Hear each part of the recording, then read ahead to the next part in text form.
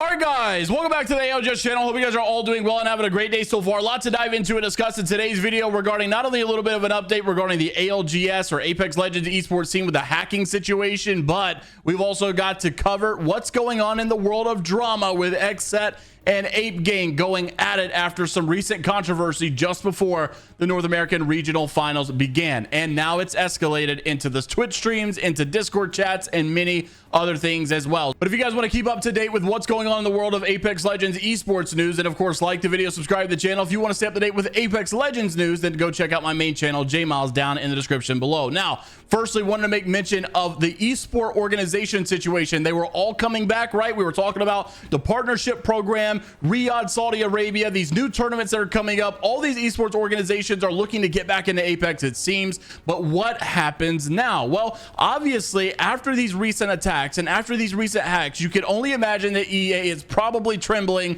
in their boots to some degree, because their investors are going to want some explanations. Their organizations that are investing in this game are going to want answers. They want to know what's going on, because this is a major red flag in the scene, and this is something that many might consider to pull out of. And if you have teams that have not yet joined, will they start to redact their statements? Will they try to maybe like push away and no longer want to join anymore? This is a recent clip. Obviously, in this article, we recently talked about G2 and Liquid and 100 Thieves and NRG and all these other organizations that have already left and are apparently, a lot of them are looking to come back. Well, 100 Thieves was one of those that I heard that possibly could come back, but it won't be anytime soon. It was more so of like a maybe further down this year, maybe at Split 2, maybe at the World Championship, something along those lines. And we did get a little bit of a statement from Nicewig, obviously a content creator over there at 100 Thieves, and this is what he said. Roll the clip.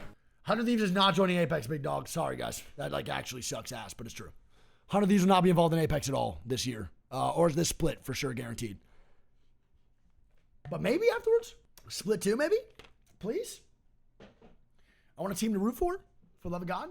So obviously, I think we all want to see 100 Thieves get back into the scene, but not only was that before the hacking situation, you got to wonder, has this degraded at all since the hacking situation? They may say, well, we were looking at Split 2, maybe champs. Now we might just wait a whole nother year because EA's got to get it together. Unfortunate stuff. Now let's talk about the XSET drama. What's going on between these two teams, Ape Gang and XSET, just recently in the North American Regional Finals? A lot of people knew that XSET and Ape Gang were going to be contesting each other. Well, at least if you were watching the Nicewig watch party, because most of you probably do, like myself. Well, in this, and this is why I watch his watch party, because you're actually able to know which teams are conning, which ones we need to look out for. A lot of the main cast, they might miss some of these fights sometimes. Well, anyways, you actually saw Ape Gang and XSET, they were landing at Monument. What in the world was going on? Some people were taken by surprise with that. Well, this was apparently the DM that was getting sent around, and it started with Dan saying, yo, boss man, to Nocturnal, we are going Monument today, and I'm sorry to do this so late, but it's where we are going next split, and there's no point in conning the guy who is conned, and basically saying they didn't feel like it was necessary to keep conning where they were. They were going to go con somewhere else where they actually had plans to go there next year, and it was going to be beneficial. Go ahead and start laying that groundwork. Well, of course, XSET was not happy, being that they were on the brink to qualify for Split 1 playoffs. They're literally one team away from getting into that LAN event. Well, this is where basically things start to fall apart. Nocturnal says, why, LOL? Like, why in the world are you doing this? Dan says, we want it next split. Probably going to get bottom 3 if we claim 8 games. So kind of just getting ready for the next split anyways. And so Nocturnal's like, well, why are you conning us? And Dan just basically says, well, it's a POI worth fighting for. We're going to do this next year. And Noc basically doesn't buy it. The logic makes no sense if you're conning a better team. Dan says, we might as well get ready for the next season. He said, I wouldn't be doing it if it was anything but landslide, but I think you guys will be just fine. I think you could still qual and all will be well. Well, Nocturnal says, well, I mean, I don't really need this added stress of a team that doesn't care about what happens in the finals today. And honestly, he's got a fair point. I do understand where the frustration is coming from. He says, I've already been through enough and this is just annoying, but do what you got to do. On the flip side, I understand that Dan is well within his right to obviously go where he feels like the team needs to go. And if they want to start prepping for the next season, go for it. But I do think that, you know, maybe the decisions are weird, but obviously at the end of the day, nothing is off the table. There is no land territory that you own. Obviously, the whole concept of Battle Royale is defend what you want. Well, Dan goes on after a Nocturnal live stream clip started to gain some traction, and honestly for good reason, talking about how these people needed to be publicly executed or something, like crazy stuff, and then also giving some frustrations about the Pro League. Roll the clip. These people should be fucking executed on the spot. I don't even care anymore. Like, they are getting in my way of fucking qualifying for millions of fucking dollars. Like, You are just human garbage, genuinely. The fact that you can be labeled as a professional fucking player in my fucking game, like you can be labeled as a professional fucking player. You could get in my pro league, you could get in between me and say I can stop you from qualifying for fucking LAN. Like, so after this clip began to go around, Dan tweeted out, "I need to die. Like, this is your role model, seriously." And then you have Gent join in on this as well, saying, "Not gonna lie, this is crazy from just a contest." And this is where things start to really go out of hand, because Nocturnal comes back to say, "I see a lot of comments based on my recent rant on stream. Yes, I went overboard. Yes, I said a lot of screwed up stuff. I've been holding in a lot of BS that I've dealt with for the past couple of months, and I am not apologizing for absolutely anything." And then he draws back to say, "Actually, I will apologize to all the fast food workers or anything of a like. You guys deserve better than what I said. Definitely a solid temper tantrum out of me, but dealing with a dog crap split from us after being seen as one of the best teams in the world potentially, I snapped. And it is what it is. I own everything that I said last night." Obviously, there's probably more to the clip than what you just saw. You know, never are you going to get the full story in about a 30-second clip or so. But the short case scenario is that there was a lot said, a lot of things that Nocturnal is standing on, but also you see Gent coming to say that this is crazy stuff as well. And they did show these DMs as well. Gent basically saying this makes Noc look worse because he took it personally when it clearly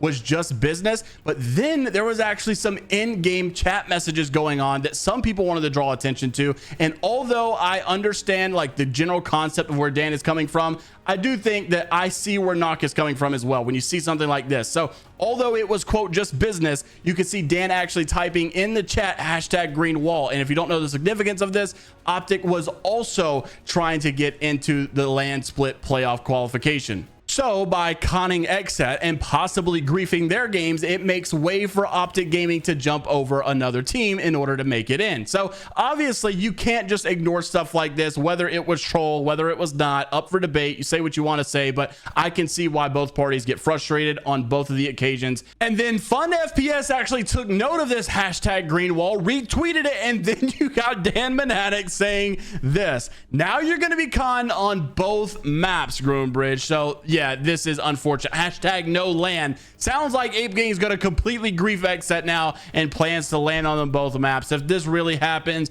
this could be the end of Dan's career. But also, if it really does grief XSET, big unfortunate, and I hate it for him. Honestly, it's crazy that you could have a situation like this, because although at the end of the day, yes, it is Battle Royale and it's up for grabs for anybody to go for any POI, this obviously isn't your normal behavior in the esports scene, and it's just kind of weird to see how this might all play out. I thought it was hilarious though. Nocturnal did say, "For mental health, I've decided to donate 3 times the amount of Dan's earnings," which was about $4 grand or so. So obviously just a lot of drama going on. And this is what makes Pro League so fun. This is what makes the regional finals going to be so much more fun to watch when it continues. Will they continue this contest going on? I think it's going to be something that we're going to watch even more when that actually happens. But also, Tech, speaking of this, regional finals, when is it going to happen? Where is it going to happen? Well, a lot of people have been wondering if they're actually going to try to postpone it on an offline event and do a LAN event for regional finals. Not 100% sure, but we also know that according to this, Tech says LAN is played on online servers, and now I question if LAN will be canceled or postponed, because we actually just got the LAN announcement, just found out it's going to be Los Angeles,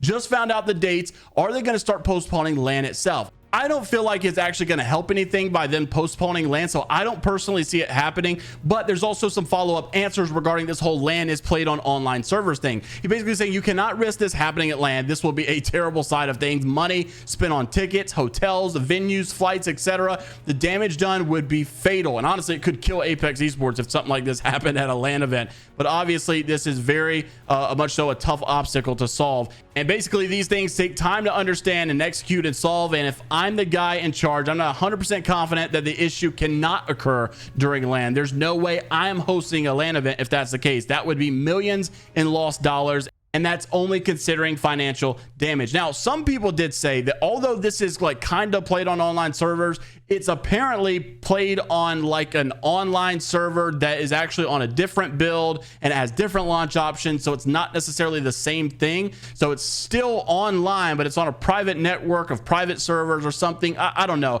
I know that these guys obviously play together in a central location, but I do understand that it's not the traditional Gears of War, Call of Duty type LAN back in the day. day where you wouldn't go online, wouldn't go to private match. There was actually a separate section called local or something like that, and you would actually just hook everybody's PC or Xbox up together, and that's how you would play LAN. And of course, that way is probably not going to get any type of hacking involved, but this one's a little bit different. I think they do it a lot differently now, so we'll see how obviously this affects things, and if there is a postponing of LAN, we will let you know. Unfortunately enough, EA has not let us know a single freaking thing. Yes, they did basically cancel and postpone the North American Regional Finals, but they've not told us what's going on with the game. They've not told us when Regionals is going to be. They've not told us where it's going to be. They don't tell us anything. And honestly, I feel like, considering everybody's making these videos about Apex is not safe, you don't want to play right now, the most likely thing EA would do if their game was safe is to say, no, don't worry about it. Everything is safe. You guys can still play. They want people playing their game. They have stayed silent and they have not said a word. And we've had multiple people come out to say, and they could confirm that Apex is not safe to play right now. So the fact that EA has not said anything really makes me worry that there is something serious going on here. Now, we did get word from Easy Anti-Cheat that basically said that they did a little bit of a test run for them and they found out that their problem was basically non-existent. The RCE attack did not happen through Easy Anti-Cheat, so they basically kind of pushed the blame somewhere else. And of course, everybody made assumptions that the blame is probably on EA or Respawn. Well, Epic Games actually got involved as well, because Easy Anti-Cheat works with Epic as well, not just EA and Respawn. And Epic Game Status said that they investigated recent reports of a potential RCE issue in Apex Legends, just to make sure that everything was going to be okay with Fortnite. And they have confirmed that it is unrelated to Easy Anti-Cheat. We are confident that there is no RCE vulnerability within EAC being exploited. So once again, moving the blame over to EA and Respawn specifically. And this is probably why you see a really big silence right now from EA and Respawn, unfortunately. Now, obviously, this is a lot of people that are not playing Apex anymore. They've uninstalled their games. They don't want to launch it right now. We actually saw a record-breaking number for Rainbow Six Siege as well happen just today. Does this have anything to do with Apex? I don't know. Interested to see if you guys have been playing other games as well since this recent news. Let me know what you guys think down in the comment section below about all the topics mentioned in today's video. And if you guys want to stay up to date with what's going on in the Apex Legends esports scene, then like and subscribe. And until the next time, we'll see you all later, Gators.